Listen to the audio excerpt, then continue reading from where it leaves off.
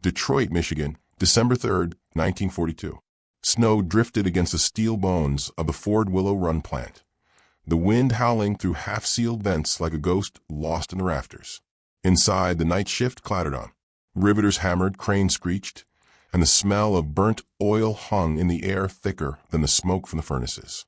Most workers had already punched out, but one light still burned at the far end of the assembly hall, a single bulb glowing over a man who refused to go home. His name was Charles Ray Whitmore. To most on the payroll, he was a quiet mechanic, the kind of man who fixed problems no one else wanted to touch. But tonight, long after curfew, he wasn't tightening bolts or checking fuel pumps. He was building something that didn't officially exist, a small metal heart that could make the Army's tanks climb hills twice as steep without choking on their own weight. He wiped sweat from his brow and listened to the echo of distant stamping presses. Every sound carried risk. The plant had guards. Secrecy was law. One glimpse of what he was crafting, and his job, maybe even his freedom, would vanish. But he couldn't stop. Somewhere overseas, American boys were dying because their machines stalled in mud, because gears jammed where power was needed most. He couldn't fight on the front lines, but maybe he could fight through steel and oil. If you love stories like this, real courage, real history, then don't just watch, become part of it. Subscribe now to WW2 Frontline Legends and stand with the people who keep this history alive. Every like, every share, every comment helps us honor those who lived these moments and shows your support for the hard work that goes into bringing these forgotten stories back to life. So hit that subscribe button, join our community, and tell us where you're watching from. Together, we're not just remembering history, we're keeping it alive. Whitmore had always lived on the edges of permission. Born in Birmingham, Alabama, the son of a mine mechanic, he'd grown up around the groan of gears and the shimmer of hot iron. His father had taught him to read the language of machines, the way a bearing cried before failure, the whisper of torque when it begged for balance. When he moved north during the Great Migration, he carried that knowledge like contraband in his mind. He applied to engineering school, and the door shut before he could step through it. Skin color was enough reason for rejection, so he learned in secret. Night after night, he stood outside open classroom windows, notebook in hand, copying equations by moonlight while snow settled on his shoulders. He memorized formulas he could never claim, designed systems he could never patent, and yet deep inside, he believed knowledge had no color, only courage. Now that courage filled his hands. On his workbench lay the prototype of a new torque converter, hand-milled from leftover aircraft parts, gear ratios carved with the precision of obsession. If it worked, a tank could move like a creature alive, smooth, relentless, unbreakable. He adjusted the final gear, tightened one last bolt, and marked the housing with small, careful initials, CRW. The next morning, he locked the blueprints in his metal locker and went back to routine work, blending once more into the rhythm of anonymity. No one asked what kept him so late. At Willow Run, curiosity could cost a man his badge. Days passed. Then came the moment that hollowed his stomach. When he opened his locker on a cold Tuesday, the folder was gone. Every page, every drawing stolen. Only the smell of machine oil remained. He searched every corner of the floor, every scrap bin, every drafting table. Nothing. At lunch, he overheard laughter in the supervisor's office, talk of a breakthrough design submitted by an engineer from a competing division.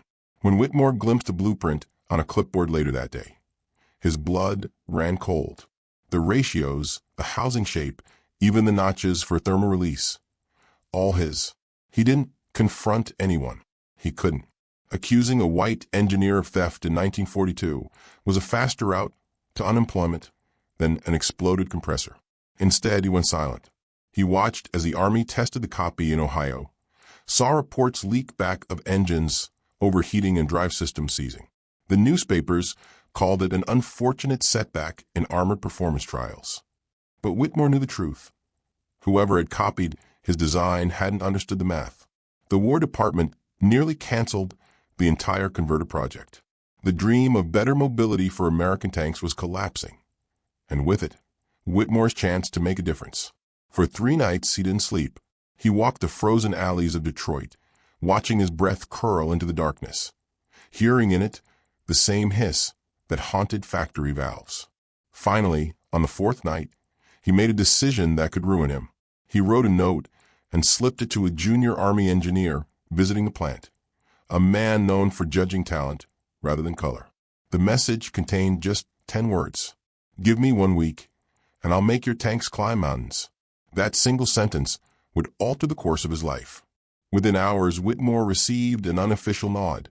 No authorization, no records, only the whispered permission to experiment quietly. He gathered a handful of workers who, like him, existed below notice. A welder from Poland, a machinist from Georgia, a rivet woman from Mississippi, a young Puerto Rican draftsman who drew faster than he spoke. They met after shifts, behind curtained windows, building from spare parts scavenged from aircraft scrap bins. Each night brought a new problem. Misaligned gears, cracked casings, pressure leaks. Each night, Whitmore solved them with the patience of someone who'd spent his whole life fixing things other men broke. The hum of generators became his heartbeat. The glow of acetylene torches painted their faces in blue light. Outside, snow kept falling. By the end of the 7th night, the prototype sat finished on the bench, compact, gleaming, impossible. They called it simply the gear heart. Whitmore ran his hand across the metal, whispering calculations under his breath. The Army truck arrived before dawn. 2 men loaded the crate without asking questions. Somewhere inside that box lay months of stolen sleep and silent defiance. At Aberdeen Proving Ground, Maryland, the following week, officers gathered to watch another doomed test. They'd seen a dozen designs fail already. Expectations were buried under skepticism. The prototype was installed into a Sherman, its armor dull under winter clouds. Engines roared. The tank lurched forward, then began the climb, a steep, muddy incline that had stopped every other machine. For a moment it seemed to hesitate. Then the engine deepened in tone, smooth, powerful, steady. The tracks bit, and the tank ascended like something alive. Observers fell silent. One officer timed the ascent twice. Another removed his cap, staring as the machine reached the crest without losing torque. For the first time, the datasheet read, "No stall, no slip, full power ready, tie-in." The commanding officer demanded to know who built it. The report later filed listed the designer as unidentified. Back in Detroit, Whitmore returned to the floor, grease on his hands. No one the wiser. The design was adopted quietly, standardized under a new name, Model XD Converter, Detroit Division. No credit, no signature. But within months, the modified units began appearing in tanks bound for Europe. At night, Whitmore walked the silent factory aisles and listened to the echo of production lines turning faster, smoother, stronger. He didn't need medals. Hearing the engines run clean was enough. Yet somewhere inside, he knew the world would never hear his story. Not then. Not for decades. The snow kept falling outside the factory, burying footprints, swallowing secrets.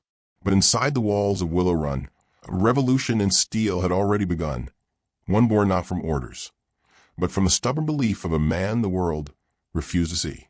And soon, that unseen engineer's invention would be called upon in the cold forests of Europe, where the fate of thousands would hinge on a machine that never stalled. Ardennes Forest, Belgium, December 18th, 1944. The sky was iron gray, the ground frozen solid. American tanks stood motionless in the snow, their tracks buried in ice and mud, their engines howling in protest. The Battle of the Bulge had begun. Across the dense woods, German artillery thundered from hidden ridgelines, cutting through the silence of winter. Communications were fractured, fuel was low, and morale was slipping fast. The once confident Sherman tanks had become heavy, helpless beasts, too weak to climb, too slow to retreat. Somewhere deep in that chaos, an armored officer unrolled a crumpled telegram that had arrived that morning from Detroit. It contained 6 words: shipment en route, modified gear systems attached. No one knew what it meant. No one knew whose design it was. But those few crates carried the unseen legacy of Charles Ray Whitmore, the quiet mechanic who had refused to stop building when everyone told him to. 2 years earlier, His invention had been filed away, nameless and forgotten, buried beneath layers of bureaucracy.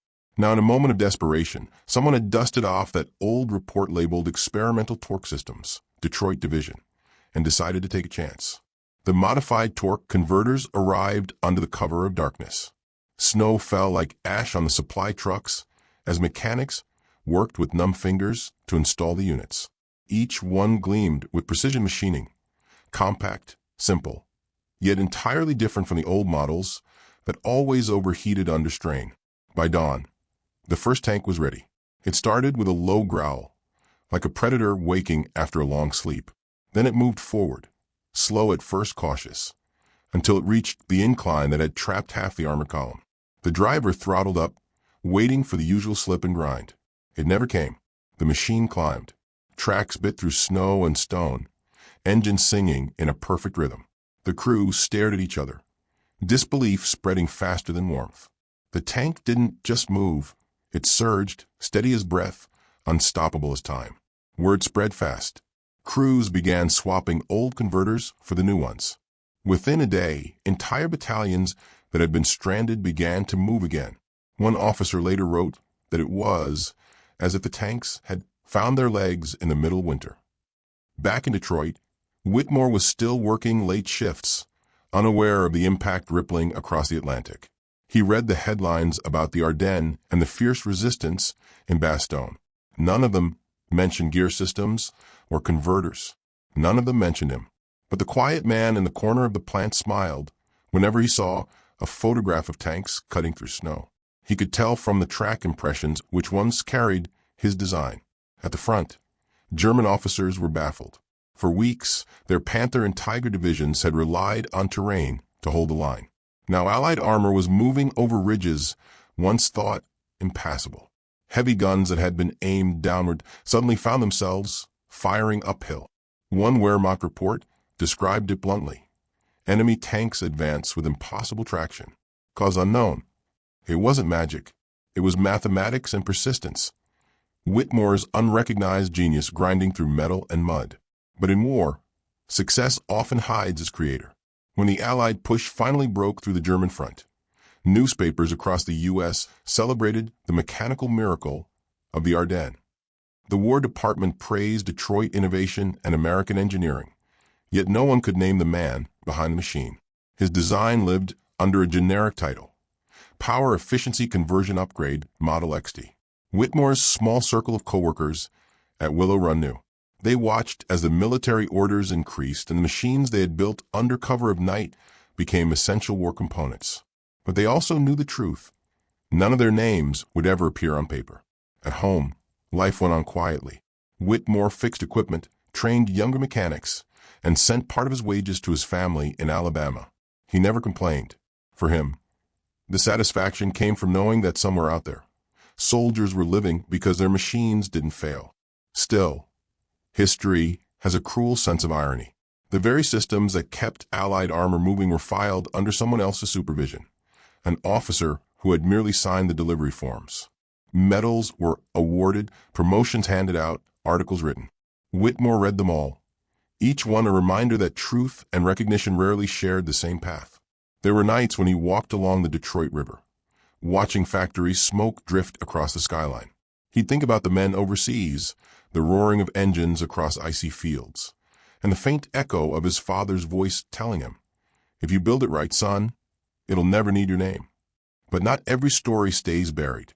One cold evening in early 1945, a courier arrived at Willow Run with a requisition slip bearing a curious note from a military officer. Request: further consultation from Engineer CRW Detroit. No one at the plant knew who that was supposed to be. Whitmore simply folded the paper and tucked it into his jacket, saying nothing. Weeks later, the Battle of the Bulge ended. The Allies advanced into Germany, and the tide of war turned for good. As the victory headlines rolled in, Detroit factories shifted toward overdrive, producing faster, better, more efficient machinery. The uncredited torque system quietly became the new industrial standard, its blueprint sealed under government contract. And Charles Ray Whitmore went back to blending into the noise of the assembly line, an invisible man in a city of giants. But even ghosts leave fingerprints. Years later, retired engineers recalled a mysterious figure who used to visit their drafting tables, correcting torque equations in the margins before walking away without a word. One remembered asking who he was. The foreman had replied, "Just an old maintenance guy. Knows things most textbook. KS don't." What none of them realized was that the man they called just maintenance had already reshaped the machines that helped beat Hitler's armored divisions. By the end of the war, over 7,000 tanks carried Whitmore's improved converter design. American armor rolled across Europe, over bridges and terrain that earlier models could never cross. Behind every victory headline, the liberation of Bastogne, the crossing of the Rhine, his unseen signature hummed beneath steel and fire. But as parades rolled through New York and soldiers came home to confetti and applause, Whitmore stayed behind in Detroit, sweeping the floor after another 12-hour shift. No medals, no interviews, just the steady rhythm of a man who measured his life in gears, not glory. He aged quietly. His hair turned gray, his hands rougher. The world moved on to peacetime production, cars, airplanes, and the birth of the post-war boom. People forgot the nights when Detroit's factories were battlefields of their own. For most, he was simply a face in the crowd. But among the small circle of night workers who once helped him, his name was still spoken softly, with respect, with pride, and with something close to awe. Whenever a machine purred instead of growled, someone would mutter, "That's Ray's touch." The war had ended, but its echoes lived on. And some were locked inside a War Department file stamped classified experimental torque systems. The story of a man who changed history without ever signing his name waited patiently, gathering dust. The world might not have known it yet, but the quiet engineer from Birmingham had built the heart of America's armored strength, one that kept beating long after the last guns of Europe fell silent. Detroit, Michigan, autumn 1979. A restoration crew worked inside an old hangar at the Willow Run Museum, trying to resurrect a weather-beaten B-24 Liberator. The bomber's panels were dented, its rivets pitted with rust, its engines long silent. As one mechanic scraped layers of grime from gearbox, his chisel struck something hard, a faint engraving beneath decades of oil. 3 letters emerged under the fluorescent light. C-R-W. At first, no one cared. It was probably just a technician's initials from the war years. But one of the younger restorers, curious, jotted down the serial number stamped below the mark. Later, he ran it through the Army's archival database. The result surprised him. The same batch number appeared in a restricted wartime file labeled Experimental Torque Systems, Detroit Division. That discovery reopened a story the world had never fully heard. Across the next few months, historians followed a trail of scattered clues, unsigned memos, lost correspondence, sketches on yellow tracing paper. In the corner of one blueprint, nearly invisible beneath coffee stains, was a note written in pencil. Adjust gear, angle 5 degrees. CRW. For the first time in 35 years, a forgotten engineer's initials began to whisper from the shadows. The man behind those letters, Charles Ray Whitmore, had died 16 years earlier. The obituary was brief. No mention of inventions. No recognition of wartime work. Just a few lines about a mechanic who had served his community and church. Yet among those who had once worked the night shift beside him, the news had carried weight. They'd known what the papers didn't. Some still remembered the winter nights in 42 and 43, when Whitmore had stayed after hours, sparks reflecting in his glasses as he machined parts by hand. They remembered the secrecy, the blueprints hidden under oily rags, the faint smile when a prototype finally spun true. They remembered a man who never asked for praise, only precision. Now, the pieces of his story were surfacing like wreckage rising from deep water. Historians traced his handwriting through old requisition logs. They compared technical notes between factories and military records. Every thread pointed to the same truth. The torque converter that kept American armor moving through the Ardennes had originated not from an official engineering bureau, but from a segregated workshop on the outskirts of Detroit. The irony was heavy. For decades, textbooks had credited a committee of military engineers with solving the traction problem. But the real architect of that breakthrough had stood outside the glass walls of education. denied entry by prejudice, and still found a way to teach himself the science that saved lives. When the researchers published their findings, the report was small, just a few pages in a niche historical journal. Yet within the walls of the museum, something shifted. The restorers who'd uncovered the gearbox placed it on a pedestal beside the half-rebuilt bomber. They didn't add plaques or fanfare, just those 3 letters, CRW. It was the quiet recognition Whitmore would have wanted. Back in 1945, while others celebrated the end of war, he had simply kept working. Records show his final months at Willow Run involved redesigning automobile transmissions for peacetime production. When colleagues asked why he never filed patents, he only shrugged. "Machines don't care who built them," he once said. "They just care if they work." In 1963, he passed away in a small Detroit hospital, heart failure brought on by years of factory strain. He was buried in an unmarked plot overlooking an empty lot where freight trains still rumbled through the night. No military salute, no citation, just the hum of distant engines, the same sound that had carried his dreams 3 decades earlier. But legacies have their own clocks. Sometimes they wait until the world is ready to listen. As historians revisited the archives, they began to understand how far Whitmore's influence had reached. Post-war automobile transmission designs, aircraft power couplings, even early space program prototypes, all showed traces of his torque patterns, small fingerprints of brilliance threaded through American industry. His equations had been borrowed, adapted, renamed, but never forgotten by the metal itself. Machines remember what men forget. In the decades after his death, each new generation of engineers unknowingly built upon his work. The same principles that allowed tanks to climb through the Ardennes now helped rockets rise from Cape Canaveral. The same math that turned gears in snow now guided engines beyond the atmosphere. It was as if Whitmore's mind had never stopped spinning. And yet outside scholarly circles, his name remained a whisper. The public knew, the generals, the aces, the politicians. Few knew the man who'd made their triumphs possible.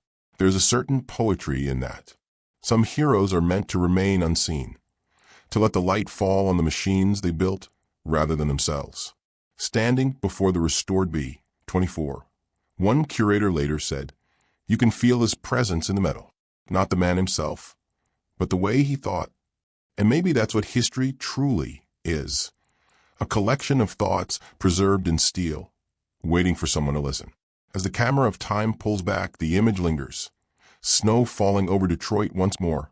Factory, windows dark and silent. Somewhere beneath those rafters, dust settles on a locked cabinet marked confidential. Inside, a single rolled blueprint waits, edges curled, initials fading but still legible, CRW. The paper crackles faintly, as if it remembers the hands that drew it. He didn't live to see monuments raised or medals pinned, or headlines printed in his honor. But every tank that climbed a hill in 1944 carried his defiance. Every engine that roared to life carried his faith. History remembers the generals, but it was the man nobody noticed who built the machines that beat Hitler. And so, as another story fades into the echoes of time, one truth remains. Courage isn't always forged on the battlefield. Sometimes it's shaped in silence, by those who fight with wrenches instead of rifles, with patience instead of power. If stories like this remind you that courage still matters, please share this video so his legacy travels further than the factory walls that once confined him. Like it's so others searching for forgotten heroes can find their way here. And before you go, subscribe to WW2 Frontline Legends, where every week, history's quietest names find their voice again. Drop a comment below and tell us where you're watching from around the world. London, Lagos, Sydney, Texas, Toronto. I read every single one. Because the world may forget names, but here on WW2 Frontline Legends, we make sure their stories never rust.